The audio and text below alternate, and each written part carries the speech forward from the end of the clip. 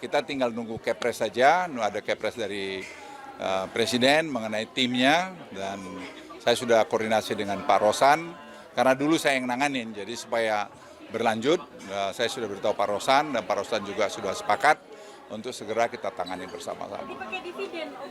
Nanti kita lihatlah, sama dengan LRT mungkin ada gap-nya itu berapa triliun, nanti dari situ kita cicil, sehingga dengan itu nanti bisa jalan. Tapi ingat ya, tidak ada publik transportasi itu di dunia ini yang menguntungkan.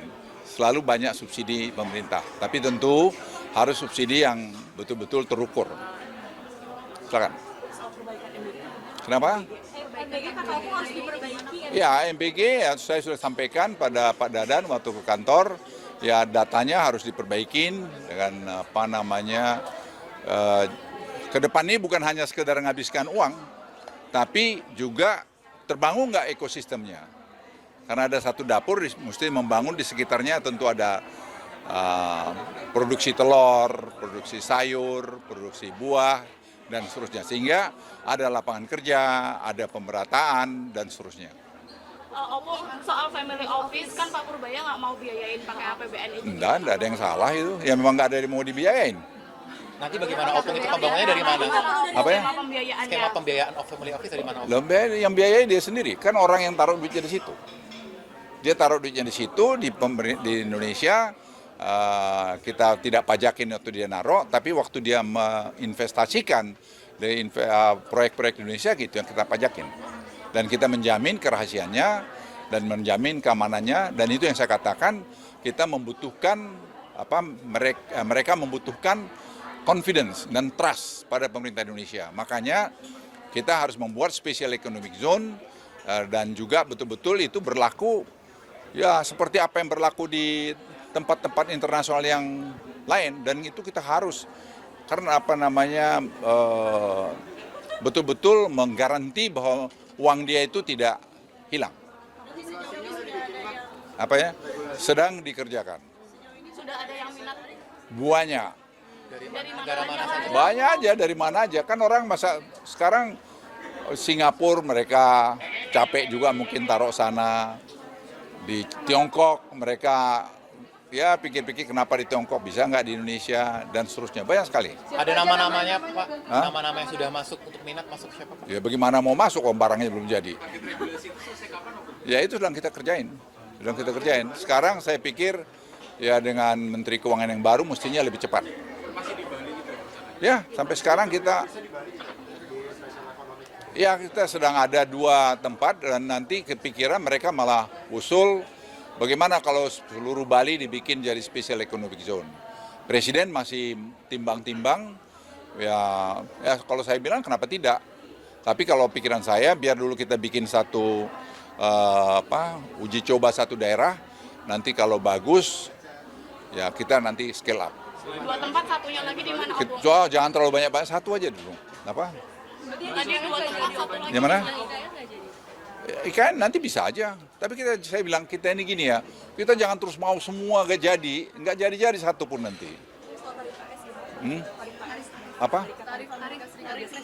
Ya bagus, saya kira memang kita juga nggak mau semua maunya dia. Misalnya dia melarang untuk menggunakan kapal berbendera Cina atau buatan Cina. Ini yang buat terakhir ini lebih penting. Nah, saya bilang sama lu, kalau kita pakai gitu pasti harganya mahal. Harganya mahal, ya kami nanti kena melanggar peraturan kami, undang-undang kami dalam negeri. Itu masih jadi perdebatan juga. Jadi kita juga hal-hal seperti ini kita harus tegas juga, menunjukkan kita bukan negara ecek-ecek. Kemudian mereka mengatakan, ya saya bilang sama mereka, ya kami punya perjanjian perdagangan yang sudah dengan negara-negara lain, itu juga harus kita hormatin, kita harus lihat. Kalau sampai itu juga melanggar, ya repot dong. Pak, tadi disebutkan kalau misalnya mereka itu menantang kalau ada kapal berbendera Cina, ya berarti Indonesia ekspor ke sana mostly itu kapal berbendera Cina? Ya dia enggak mesti, kita kan cari yang murah. Masa kita mencari yang mahal? Dia karena berkelahi dengan Cina, lantas kita harus nurut dia, ya enggak lah. Kita harus cari jalan keluarnya.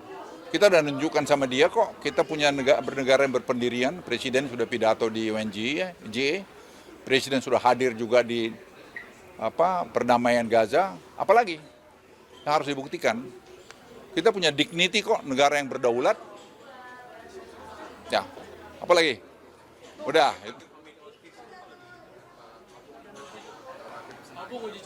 Ya sangat menarik karena orang-orang kaya, ya saya nggak usah sebut nama-namanya ya, itu semua bilang once kalian jadi kami masuk.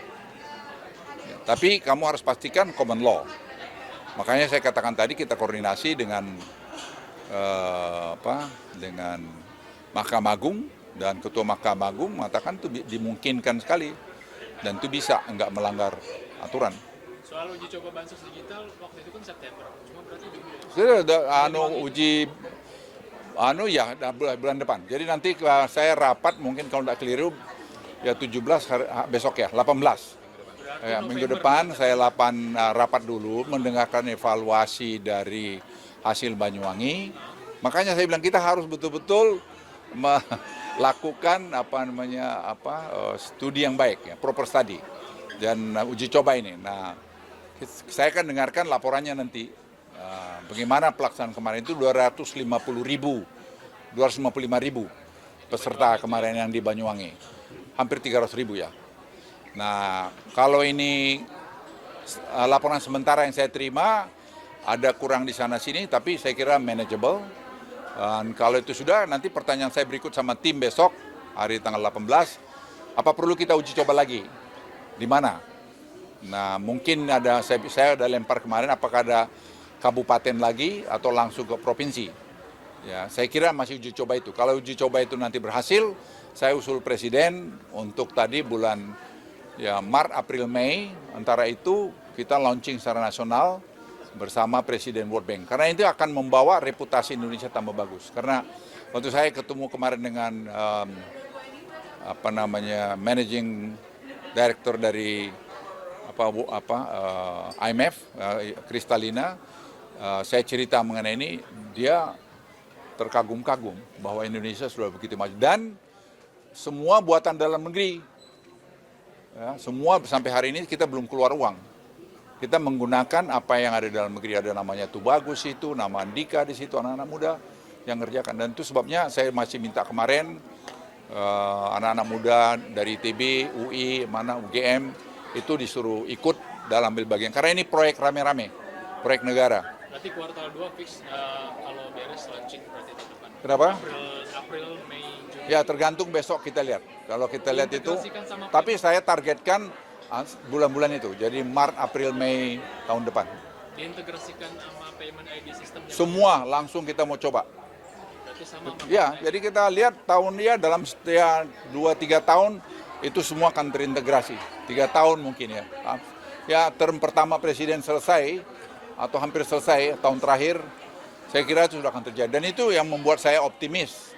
Kita 8% growth itu. Karena kalau Anda lihat Vietnam 8,22% pertumbuhan ekonominya basisnya 2, digitalisasi dan deregulasi. Ya kita juga sudah on right track kok.